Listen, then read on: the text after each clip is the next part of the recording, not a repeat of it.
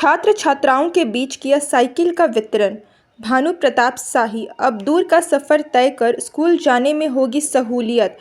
गढ़वा जिले के डंडई प्रखंड कार्यालय परिसर में शनिवार को कल्याण विभाग की ओर से प्रखंड के विभिन्न विद्यालयों में अध्ययनरत अनुसूचित जाति, अनुसूचित जनजाति तथा पिछड़े वर्ग के 800 छात्र छात्राओं के बीच साइकिल का वितरण किया गया।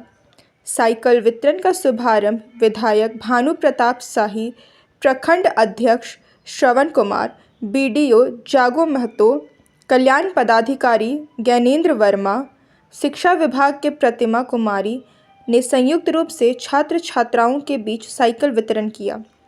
उस मौके पर भाजपा मंडल प्रखंड अध्यक्ष श्रवण कुमार चंद्रवंशी ने कहा कि सरकार छात्र छात्राओं को पढ़ाई करने के लिए सभी सुविधा उपलब्ध करा रही है। साइकिल मिलने से अब दूर दराज से विद्यालय आने वाले छात्र छात्राओं को काफ़ी सहूलियत होगी। उन्होंने छात्र छात्राओं से मन लगाकर पढ़ाई करने की अपील की। बीडीओ जागो महतो ने छात्र छात्राओं से प्रतिदिन विद्यालय जाने व मन लगाकर पढ़ाई करने की अपील की। उन्होंने कहा कि प्रखंड के विभिन्न विद्यालयों में अध्ययनरत विद्यार्थियों को साइकिल उपलब्ध कराया जाना है।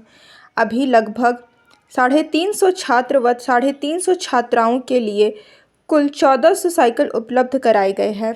उपलब्ध कराए गए साइकिल वितरण के बाद शेष साइकिल उपलब्ध कराया जाएगा। मौके पर प्रखंड कल्याण पदाधिकारी ज्ञानेंद्र कुमार, अलख निरंजन प्रसाद, विधायक प्रतिनिधि दिनेश राम, गुड्डू चौधरी, रंजीत विश्वकर्मा, एस कुमार कुशवाहा, संबंधित विद्यालय के प्रधानाध्यापक व छात्र छात्राएं उपस्थित थे। विद्यार्थियों में खुशी देखी गई। तो अगर मैं वहाँ जाता हूँ, जैसे कि टीचर नहीं होते हैं, तो उसका शिकायत अगर आपको से कराते हैं तो उसमें क्या कार्रवाई होना चाहिए? देखिए, शिक्षक नहीं जाते हैं ये तो लापरवाही है, लेकिन सबसे बड़ी बात है कि पूरे झारखंड में 1 लाख शिक्षकों का पद जो है वो खाली है। पिछले 5 साल में एक भी शिक्षक का बहाली नहीं हुआ है। हाई स्कूल में लगभग 50,000 शिक्षकों का जरूरत है और उसी तरह से प्राइमरी और मिडिल स्कूल में भी 60 से 65,000 शिक्षकों का जरूरत है। आज शिक्षा व्यवस्था पारा शिक्षक पर चल रहा है। पारा में भी जो टेट पास लोग हैं उनको अभी तक भी समायोजित नहीं किया गया, जबकि उनको डायरेक्ट हम शिक्षक बना सकते हैं, प्रावधान है। लेकिन सरकार की लापरवाही है कि टेट पास पारा शिक्षकों को सीधा बहाल नहीं कर पा रहे हैं, जबकि उनका 14,000 संख्या है। वो 14,000 शिक्षक हम लोग बना सकते थे। ये पूरी तरह से सरकार की नाकामी है, लापरवाही है, जिसके चलते शिक्षा व्यवस्था आज चौपट है। तो सर, अगर कहीं ना कहीं अब की जो चुनाव होने वाला है, अगर आपका सरकार बनता है तो क्या जो सीट खाली है वो उसको भरने का कार्य करेंगे आप लोग? हम लोग 2 काम करेंगे। पहले तो टेट पास जितने भी शिक्षक हैं उनको सीधी बहाली हम लोग शिक्षक पर कर देंगे। दूसरा, जो हमारे पारा शिक्षक हैं उनको हम लोग अस्थायी करेंगे।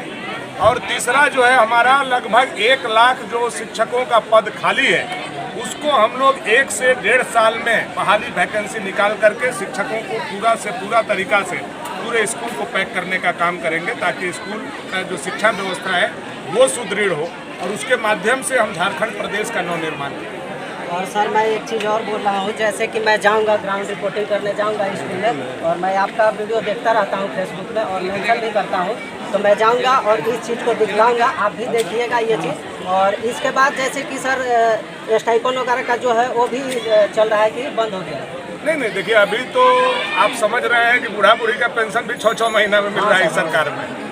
उसके पीछे कारण क्या है, आप ये भी वीडियो देखे होंगे तो आपको पता होगा। मैंने सदन में इस बात को बोला था, जब भारत सरकार किसी पैसा को भेज देता है और राज्य सरकार के कोष में वह जमा रहता है, राज्य सरकार जनता को नहीं भेजती है, तो उसका इंटरेस्ट जो है वह राज्य सरकार को मिलता है, भारत सरकार को नहीं मिलता है। बूढ़ा बूढ़ी का पेंशन 5 महीना से नहीं मिला, उसमें करोड़ों रुपया जो आकर के बैंक में रहा, उसका सूद का पैसा खाने वाला यह सरकार है। हेमंत सोरेन पार्ट 1, पार्ट 2 और पार्ट 3 जो बूढ़ा बूढ़ी को मिलना चाहिए उसका सूद का पैसा ये सरकार खा रहा है। तो कमो बेश जो भी जन कल्याणकारी योजना है सब में विलम्ब होने का कारण यही है कि ये पैसा बैंक में रहता है और बैंक से जो इंटरेस्ट मिलता है उससे उसको झारखंड सरकार गटक जा रही है, खा जा रही है और बर्बाद कर रही है। अच्छा, ब्याज जो मिलता है बैंक से वो पैसा सारा हाँ खा जाए। और सर ब्लॉक में भी कुछ मतलब चलता रहता है, जैसे कि हम लोग को सुनने में आता रहता है कि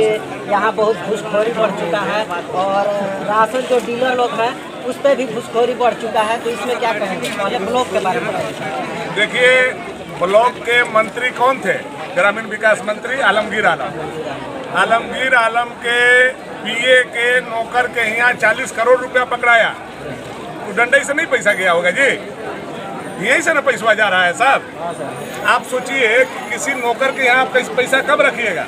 जब आप फुआ फूफा बहनोई सब हितनाथ के घरे भर दीजिएगा तबे नौकर के यहाँ रखिएगा। वो पीए के नौकर के यहाँ 40 करोड़ पकड़ाया है।